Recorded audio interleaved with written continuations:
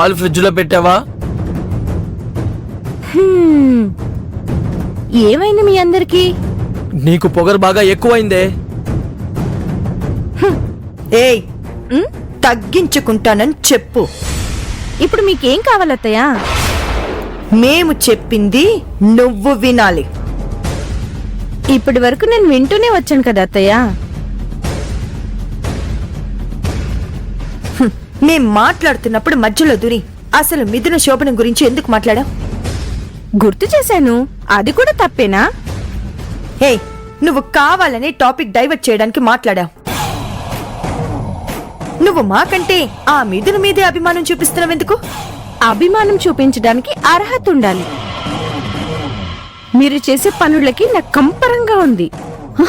కంపరంగా ఉంటే పుట్టింటికి వెళ్ళు, లేదంటే నోరు మూసుకుని పడుండు. అంతేగాని ఎక్స్ట్రాలు చేయకు. అసలు నువ్వు నన్ను కంట్రోల్ చేస్తున్నావేంటి? అసలు నీ డామినేషన్ ఏంటి? ఇంట్లో ఈరోజుండి రేపు పోయే ఆడపడుచువి. గౌరవం ఇచ్చిపుచ్చుకోవడం నేర్చుకో. ఏంటనే ఇది ఇలా రెచ్చిపోతుంది? ఏయ్, ఆ మిథున పార్టీలో చేరావా నువ్వు? మొగుడు కావాలా, ఆ మిథున కావాలా? ఆ మిథున ఒక్కరోజు జాతరే, నేను పర్మనెంట్. ఓవర్ యాక్షన్ చేస్తే పాతరేస్తా, జాగ్రత్తగా ఉండు. రే ఆగు. చూడు కల్పన, మా మీద వ్యతిరేకంగా ఉంటే ఏమొస్తుంది? మేము దూరం అవుతాం. ఆ మిథునికి సపోర్ట్ గా ఉంటే ఏమవుతుంది? నీ మొగుడికి నువ్వు దూరం అయిపోతావు. చూడు, ఇవన్నీ అవసరమా నీకు?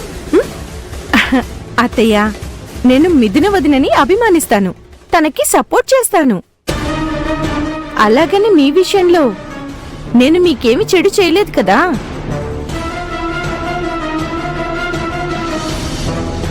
అలా చెయ్యాలి అనుకుంటే బాబాయ్ గారికి మీ బండారాన్ని ఎప్పుడో చెప్పేసేదాన్ని.